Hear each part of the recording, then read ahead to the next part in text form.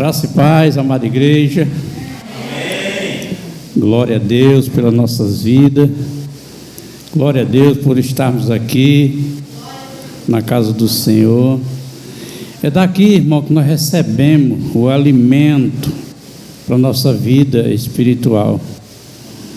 Deus nos ama. E tem um louvor que diz: Deus me ama e seu amor é tão grande e incondicional. Mas o amor de Deus reflete-se, às vezes, um conselho, uma palavra. O cuidado é um pai. Quantas vezes nós, na nossa juventude, saíamos e os nossos pais perguntavam, principalmente nós rapazes: para onde você tem tanto ido essas suas caminhadas? O que é que vocês estão fazendo? Para onde você está indo? Cuidado. Isso é o amor expressado no cuidado, na orientação. Isso é maravilhoso. Graças a Deus por isso. Que Deus, nosso Deus e nosso Pai. Glória a Jesus. Hoje nós vamos falar de um assunto que eu quero fazer uma reflexão. Vocês podem ficar aí sentadinho. Peço a vocês que estão presentes aqui e aqueles que vão ouvir pelas redes, pelo canal, que recebam essa palavra com atenção, com cuidado, pois a Bíblia está sempre nos advertindo, irmão, perigos. Deus é bom e Ele adverte: cuidado, tenha cuidado.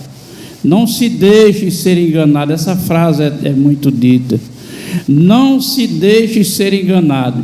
Mas a gente imagina que na nossa sabedoria, que nós somos sábios, lá vou ser enganado.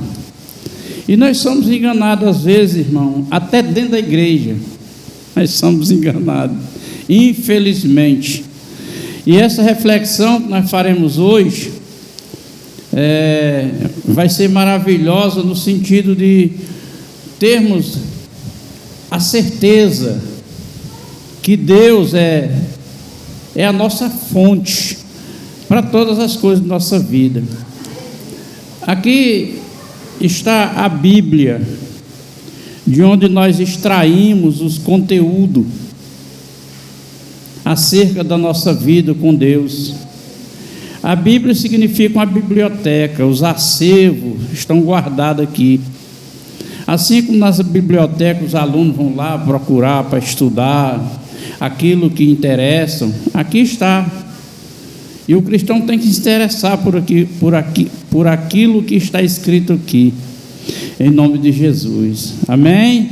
Amém. Eu vou conversar com vocês, por enquanto vocês não abram a Bíblia. Deixe quieta a Bíblia aí daqui a pouco. Por que não abrem a Bíblia? Porque alguns têm os hábitos de, quando a gente diz assim, capítulo tal, versículo tal, a pessoa já começa a ler. E você não está aqui para ler, está aqui para ouvir, prestar atenção, porque se distrai, fica distraído. E é justamente o que acontece com a vida de muitos cristãos. Como nós somos distraídos em relação à nossa condição de vida com Deus.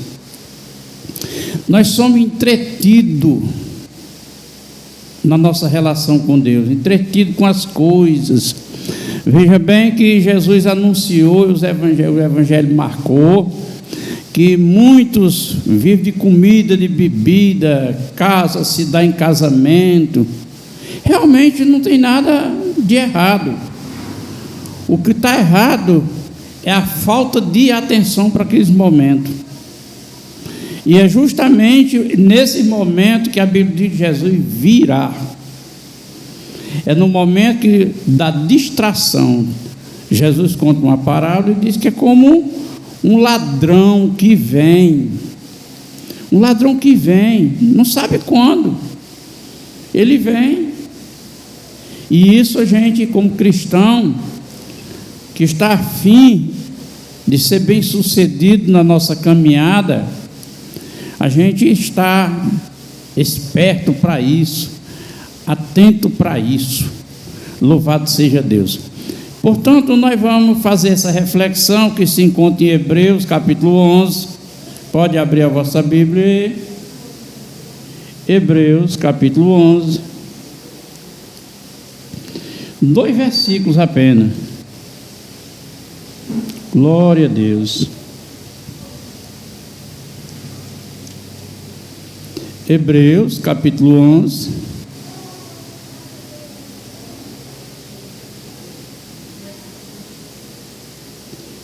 E o versículo é o 5 e o 6. Quando puder ler, diga amém. Amém. O versículo 5 diz assim: pela fé, Enoque foi transladado para não ver a morte, e não foi achado porque Deus o transladara, visto como antes da sua transladação alcançou testemunho de que agradara a Deus. Ora, sem fé é impossível agradar, porque é necessário que aquele que se aproxima de Deus creia que Ele existe e que é galardoador daqueles que o buscam. Digam graças a Deus. Feche seus olhos. Nosso Deus, nosso Pai, estamos na eminência que o Senhor fale conosco, em nome de Jesus, nos dê instruções para os dias futuros da nossa vida, porque como pastor eu tenho cuidado de trazer a manutenção da verdade ao coração da igreja, para que eles possam ter paz, em nome do Senhor Jesus Cristo. Então veja bem, sem fé é impossível. Isso é um versículo muito usado no meio evangélico, mas usado com uma outra perspectiva e outras intenções.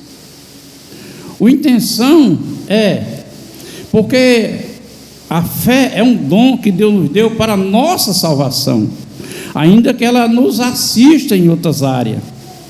Mas o principal da fé, é a nossa salvação. É a nossa salvação. Ainda que Ele assista nas outras áreas pela nossa fé, mas a gente, por estar entretido nos desejos, com aquilo que queremos realizar, e ouvimos uma introdução dessa, sem fé é impossível a Deus, vai lhe motivar para outras tantas coisas, e esquecem-se de se motivar para aquilo que é real na sua vida. Você vê que Enoque, ele deu testemunho, e às vezes nós temos fé para milagres, às vezes nós temos fé para alcançar benefício extraordinário, mas porém, alguns momentos, a vida de algum cristão, a fé dele não faz com que ele dê testemunho da sua caminhada com Deus. Louvado seja Deus. Não dá testemunho da sua caminhada com Deus. E aí é onde ocorre o perigo. Aí é onde ocorre o perigo que nós vivemos. Alguns estão entretidos pelo segmento teológico. Eu tenho uma amiga que ela diz: eu não vou para outra igreja que não seja a igreja tal, que é pentecostal, é canela de fogo. Porém, ela é mais velha do que eu na fé e nunca se libertou do cigarro. Nunca. Ela está sempre doente, de vez em quando ela adoece, e ela, quando me encontra, aí eu oro, ela é curada. Mas ela está entretida. Se eu não for para um culto que seja fogo puro, eu nem vou. Está entretido com aquele movimento da teologia pentecostal, que o máximo que acontece é Deus está mandando dizer. Mas na realidade não há um conteúdo de uma resposta do poder de Deus na vida das pessoas. É por isso que é muito comum as pessoas me procurarem para orar por enfermo, orar por endemoniado. Eu sou pentecostal, mas não sou o pentecostal do repreprê, do retetê. Não sou pentecostal, como diz, canela de fogo. Porque o fogo que se acendeu sobre mim foi o fogo de Deus para queimar o meu pecado, para eu estar em condições de assistir o plano de Deus para ajudar as pessoas. Então muitos vivem nesse retetê das músicas. As músicas têm que mover o seu sentimento. Se não mexer com aquilo que mexe com o seu sentimento, a música não serve. Tem que mexer para chorar, para se arrepiar. Hoje à tarde, ouvindo um testemunho de uma mulher pastora, bispa, ela dizer que por uma situação ela pediu a Deus, que queria falar com Deus. Ela não queria falar com Deus em oração, ela queria ir ao céu, lá no trono da graça. E veio um anjo e levou ela até o trono da graça. Olha só a capacidade de imaginação dessa pessoa, contradizendo toda a verdade das Escrituras. E ela diz que o anjo levou-la. E chegou lá, ela contou a situação, e o que ela sentia era tanta dor, que o anjo não aguentou, e pranteou, chorava mais que ela. E as pessoas que ouviam diziam: oh, glória, aleluia, Deus, fala papai. Agora vamos ver o que a Bíblia diz. A Bíblia diz que o anjo é um ser celeste, é um ser desprovido de sentimento, de dor, de emoção. Mas aí as pessoas ouvem nesse ciclo que entrete, e estão ali entretidos. Aleluia. É um risco, é um perigo. É um perigo. Nós não vivemos mais o tempo que Deus mandou dizer. Nós vivemos um tempo que fazemos porque Deus coopera conosco. O Espírito do Senhor está em nós, aleluia, para agir no nome do Senhor Jesus Cristo e vermos a operação dele. Glória a Deus. Então, tem os segmentos neopentecostais. É um segmento aonde é muito místico, aonde a Bíblia diz que tudo o que fizermos, tudo é em Jesus. Aí precisa de unção, não sei para isso. Existem várias coisas que criam-se como uma doutrina para chegar a Deus. Aleluia. Acontece que Deus, Ele fez uma obra na nossa vida em Jesus, por Jesus Cristo. Jesus morreu por nós. Lá na cruz, Ele perdoou o nosso pecado, o seu sangue purificou as nossas iniquidades. Ele anulou o demônio, Ele pisou, humilhou publicamente, Paulo diz aos Colossenses. Aleluia. Então Jesus morreu, ressuscitou e foi para a destra de Deus, está lá como sumo sacerdote. Vamos entender qual é a nossa condição hoje.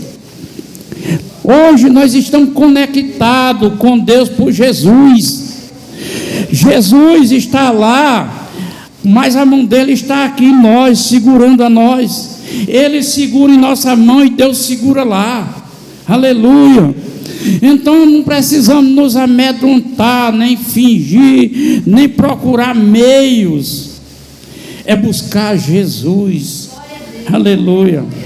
Buscar viver com Ele. Esse texto que nós lemos, por isso que eu falei da Bíblia, da biblioteca. Porque aqui está escrita essa história. Porque na Bíblia tem esse registro de história como fato real, como acontecimento. E existe história com E, que é o que Jesus contava muitas das vezes para responder algo, para ensinar algo. Ele contava as histórias. O bom samaritano foi uma história que Jesus criou. Foi Jesus que criou a história do bom para dar uma resposta e ensinar. Aleluia. Esse fato aqui é história com H-I-S, história, porque foi um fato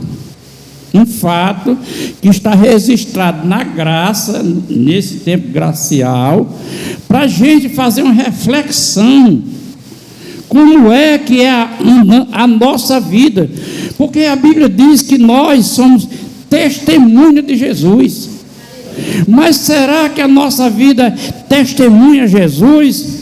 Ou apenas nós somos crente e participando do meio evangélico, de uma cultura protestante? Porque às vezes nós agimos, alguns agem até contra outras religiões, porque ele é protestante. Em compensação, às vezes ele é tão idólatra quanto os da religião. Ele é idólatra de pregador, ele é idólatra de cantor. Quantas pessoas não se mandam do seu local para ir ver, para ir acompanhar? Isso é idolatria, irmão. É um ciclo idólatra. É o que João escreve na sua carta, irmãos. Veja que não acompanhe os ídolos. Essa pessoa o quê? Para quem vai? É um ídolo. É um ídolo. É minha ídola, é meu. Eu vou ouvir ele louvar, vou ouvir ele cantar. E vai. E parece que está tudo bem. Mas não está bem diante de Deus. Essa história de Enoque, quando nós ouvimos ela dizer que Enoque foi transladado para não ver a morte, é algo muito grande, irmão. Olha, veja bem, ele foi transladado para que não visse a morte, e não foi achado porque Deus o transladara, visto como antes da sua transladação alguém alcançou testemunho que agradara, não foi visto. Ele vivia em meio a uma sociedade, ele era um pregador, aleluia. De repente ele desaparece. E onde é que está Enoque? Cadê Enoque? Para onde foi Enoque? Ninguém viu. Deus os transladou porque deu testemunho. Deu testemunho que andava com Deus.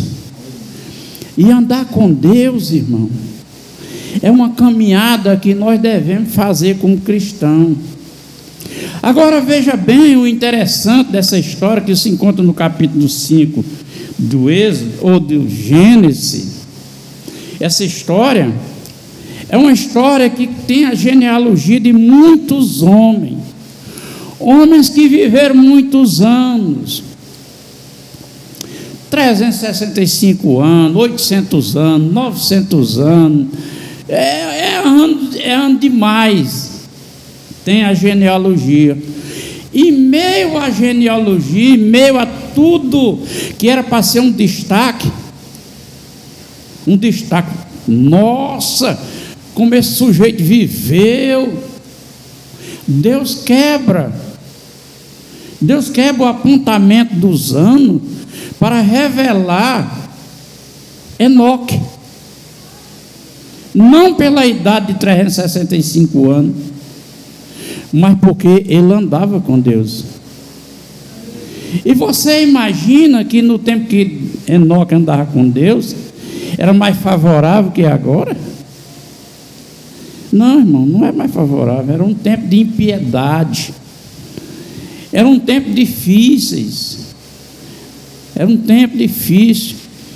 Mas ele, Enoque, foi destaque. E esse destaque de Enoque, a Bíblia aponta também a outro homem, Isaías, que Deus levou ele consigo. Aleluia. E isso, irmão, aponta diretamente para o arrebatamento da igreja. É o arrebatar aqueles que andam com Deus. Não é ser evangélico, não é ir para a igreja, não tem uma vida. E o que foi o destaque de Enoque diante de tudo isso? Ele escolheu fazer certo. Significa o quê, irmão? Que nós temos a percepção de entender o que é certo e o que é errado. E muitas das vezes a gente faz errado sabendo que está errado.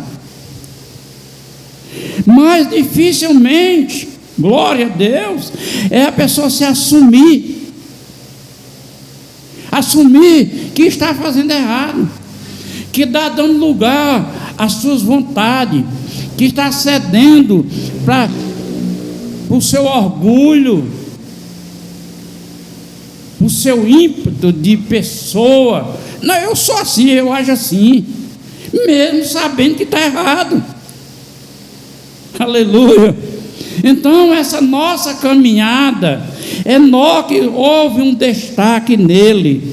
O destaque é que ele tomou uma decisão de fazer certo, agir certo. Agir certo não quer dizer que a gente não erra, irmão. Agir certo é entender que errou e procurar da outra vez dar a oportunidade de fazer correto. Aleluia. O Evangelho é o poder de Deus para transformar o homem. É o poder que salva o homem. O Evangelho não é esses escritos sem vida. O Evangelho é uma pessoa, é Jesus Cristo. Ele é vivo, Ele é a fonte da vida, Ele é tudo em todos, a Bíblia diz. Então é preciso a gente ter essa atenção, porque aponta, em meio à turbulência, Deus transladou para ele nem ver a morte. Elias transladou para que Elias não visse a morte. A igreja, irmão, nós estamos chegando ao fim dos dias, nós estamos caminhando para o fim dos tempos, e muito cristão está entretido. Basta, irmão, haver um movimento festivo. Eu lembro quando eu me converti, eu muito próximo do pastor, eu dizia, em período festivo é bom que organizasse algum trabalho, algum envolvimento, não para forçar a pessoa a estar conosco, mas para a pessoa entender que o lugar dele é aqui, não é lá. Porque em movimento festivo, em movimento de comemorações, futebol, essas coisas, é danado para o camarada. Não vou trocar Jesus, trocar culto, trocar a presença de Deus por qualquer coisa. Quer dizer, deixa de fazer certo para fazer errado, sabendo que está errado. Não é uma questão de leigo. O crente não é leigo. O crente recebe mais instruções do que qualquer outra pessoa. Porque além de você ouvir as direções que Deus dá para a nossa vida, ainda há o Espírito Santo, que a palavra diz que ele vai contigo dizendo, nem para a direita e nem para a esquerda, é para ir para frente, frente. Aleluia. É Deus em seu amor cuidando. Glória a Jesus. Então nós estamos chegando a esse tempo, irmão, trabalhosos. Irmão, muitas coisas de quando eu me converti para cá, principalmente regional, eu falei, não como eu estou profetizando, não foi isso. Foi profecia sim, mas não no sentido de eu dizer, estou profetizando. Eu simplesmente, eu percebi, eu discerni. Uma das coisas, eu dizia para o meu pastor tinha umas coisas que não... Mas uma coisa ele tinha. Ele era muito ético. Você quer ver o que é que ele fazia? Chegava um crente de outra denominação, ele observava, ele procurava. Veio com quem? Veio com Anderson. Anderson, por que você convidou essa pessoa da outra igreja? Está precisando de ajuda? Não, pois você não perca tempo convidar crente de ninguém não. Deixe lá no domínio dele. Convide quem não é crente. Se interessa para salvar. Muitos chegavam para ele e diziam: ei pastor, eu estou meio assim. Ele diz: pois se ajeite. Mas se ajeite lá. Hoje. Aí eu dizia: pastor, não sei se o senhor está vivo ou se está ainda por aqui, mas daqui a alguns anos, aqui essa rua de igreja em Tabuleiro não vai ganhar alma e vai ficar chamando, ensinando o crente a chamar: venha, bora, que eu vivi isso quando era desse primeiro ministério. Bora conhecer a igreja, você vê como é bonita. Você já foi à escola bíblica lá, você já não sei o que. Isso é uma forma de entreter, tem nada a ver, não tem ética. Eu sempre usei essa ética que eu sempre falei para vocês: convide, está passando ajuda, traga com ajuda, mas cada cal no seu gai, como se diz. É assim que funciona. Eu disse a ele muitas vezes. Outra coisa que eu disse já em outro ministério, um dia de uma reunião, aí eu disse: pastor, eu tinha um assunto para falar nessa reunião, mas primeiro eu quero conversar com o senhor a linha de pensamento. Ele disse: pois não. Eu disse: eu vejo que de um tempo para cá vocês têm acolhido todo obreiro que sai de outra igreja, vocês aqui acolhem, recebem. Eu sou um dos tais. Mas eu quero dizer, pastor, que a maioria dessas pessoas que vêm, eles vêm sem nenhum conhecimento, nenhum saber, nada da doutrina desse ministério. O que é que ele vai fazer? Ele não tem conhecimento, ele acha que é tudo a mesma coisa. Ele vai vir de lá com os hábitos de lá para empurrar aqui. E eu disse mais a ele: existe aqui na cidade alguns ramais de igreja que, ainda que sendo saído com o nome desse ministério, a pregação deles não são arminiana. O nosso ministério aqui é arminiano. Você vai ver, se não cortar como adoece. Houve vários rachas depois que eu saí, vários rachas de gente abrindo para outro ministério que não era arminiano. E um dia ele disse para mim: você estava certíssimo. Esse embriagar impede de você. Esse embriagar responde uma palavra: que a pessoa não tem entendimento o que é as coisas de Deus. E as coisas de Deus é isso, que não é de, ela expressa em palavras. Sabe como? Para mim toda palavra é palavra de Deus. E não é. Muitos ensinos extraídos da Bíblia não é palavra de Deus. São conceitos, são preceitos, são racionalidade, entendimento, por interesse daquela instituição. E nós não podemos deixar se levar. Agora, como é que eu entendo isso? E a prova está diante dos meus olhos. Convida a pessoa para vir para cá, para ver se ela vem. Não vem, porque o espírito é outro, meu irmão. Aí o que o diabo quer fazer que o espírito da igreja, o espírito da santidade, se perca no meio da multidão, dos entretenimentos. Aleluia. Paulo escreve a Timóteo, diz: conserve-se puro na sã doutrina, naquilo que leva você para o céu. Aleluia. Não é movimento, não é cantoria, é no momento, para você discernir que no momento que você precisa da ação de Deus, Deus responde a você. Então confirma.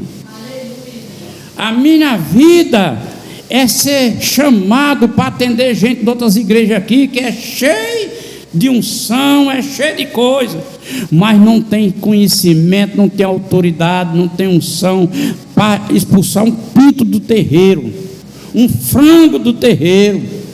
São doentes, aí precisa chamar eu. Aí eu vou, eu sirvo a Deus, eu vou, ajudo. Aleluia. Vocês são sabedores disso.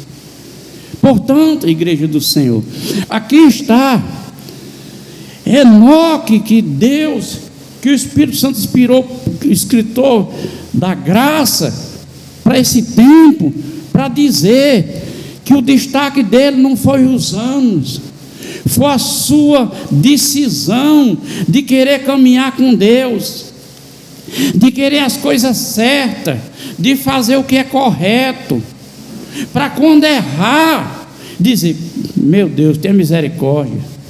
Essa palavra misericórdia, nos dias de hoje, ela não cabe em todo momento. Tem momento que ela não cabe, tem momento que não há misericórdia. Paulo escreve os Romanos e ele diz: Deus encerrou toda a humanidade no pecado, para que por ele, em Cristo, houvesse misericórdia. Então a humanidade toda no pecado, Deus usou de misericórdia. Aí Pedro escreve: outrora nós éramos sem misericórdia, agora nós alcançamos misericórdia. Então a misericórdia é um alcance para aquelas pessoas que buscam viver com Deus, que não deslize.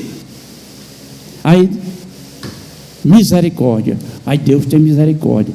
Mas a pessoa que diz ser de Deus, que confessa Jesus e erra, consciente, não quero, consciente, não mudo, consciente, para nos momentos difíceis abrir a boca: misericórdia. Não alcança misericórdia, é a Bíblia que diz. Aleluia. Então Jesus está voltando, igreja. Jesus está às portas. Aleluia. Jesus está vindo. E se a gente não se atentar para despertar essa nossa vida com o Senhor, para agradá-lo, a Deus, louvado seja Deus, nós vamos ficar no meio dos entretenimentos, e Ele vem, e nós não ouviremos a sua voz. A trombeta tocará, e a Bíblia diz que estaremos como um surdo, não ouve. Aleluia, glória a Jesus. Enoque, em meio a toda impiedade, ele decidiu fazer certo. A Bíblia não diz quantas vezes ele errou, a Bíblia não fala quantas vezes ele pecou, a Bíblia diz que ele resolveu fazer certo. Então, errou, Senhor, errei, me ajuda agora eu acertar. E assim nós vamos purificando a si mesmo, para Deus. Aleluia. Então, dentro dessa etapa, desse estágio, quem vai enchendo nós é o Espírito Santo, irmão. Aleluia.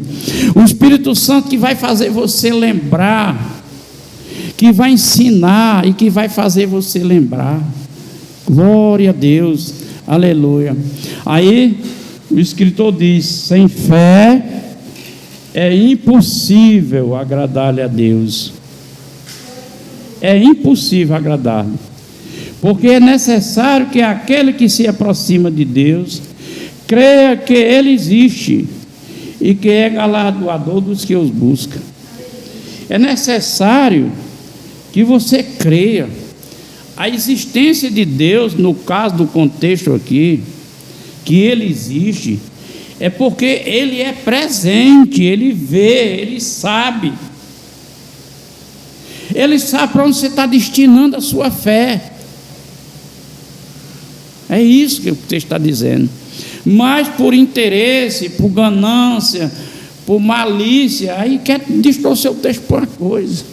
São tantos textos da Bíblia, irmão, que são distorcidos. E engraçado é que quando se ouve alguém falar a verdade, ele diz: é um herege. É um herege, é heresia isso aí. Mas não deixa entender que é eles que é o herege. Aleluia. Aí que está o segredo. Por isso, João escreveu e diz que nós precisamos pedir a Deus o espírito de discernimento, para saber o que é verdade e o que é engano. A verdade Deus confirma no seu coração. Ela queima no seu coração. Ela arde no coração. Aleluia. Então, caminhar com Deus nessa existência que nós vivemos hoje em Jesus Cristo é uma caminhada de aperfeiçoamento. É uma caminhada de aperfeiçoamento. Deus vai nos amando e nos orientando. Deus vai nos defendendo, dando a direção da defesa. Aleluia. Deus vai sendo a sua luz, iluminando os seus olhos, clareando os seus olhos. Glória a Deus. E é isso, irmão, que nós precisamos aprender e viver. Glória a Jesus. Nós não podemos deixar se levar pelos moveres. Não podemos, tem que ter sobriedade. É o que a Bíblia diz: sobriedade. Glória a Deus. Aqui nesse ministério eu sempre tive um critério. Eu podia estar cheio de obreiro aqui, ó. Agora não, mas no início apareceu muito. Pastor, eu queria tanto congregar com o senhor, seu obreiro lá. Mas que confiabilidade teria eu neles, se hoje ele defende o pentecostalismo, outro dia ele defende o calvinismo, outro dia ele defende outra coisa, outro dia não sabe. A fé, ela não é cega. A fé, ela tem um fundamento. E essa fé que não é cega, que dá um fundamento, as Escrituras diz que é para fazer você, com essa fé, nesse fundamento, enxergar aquilo que é invisível. Você vai ver. Pastor, como é que eu vejo uma coisa invisível? Aquilo que você espera se materializará e você verá. Glória a Jesus. Que Deus em Cristo abençoe essa igreja, os irmãos. Que vocês acolham essa palavra, irmão. Não se feche não, deixe Deus ministrar em você. Porque às vezes a gente fica assim meio, se fecha não. Deixe Deus ministrar, em nome de Jesus. Amém? Aplauda aí o Senhor com alegria.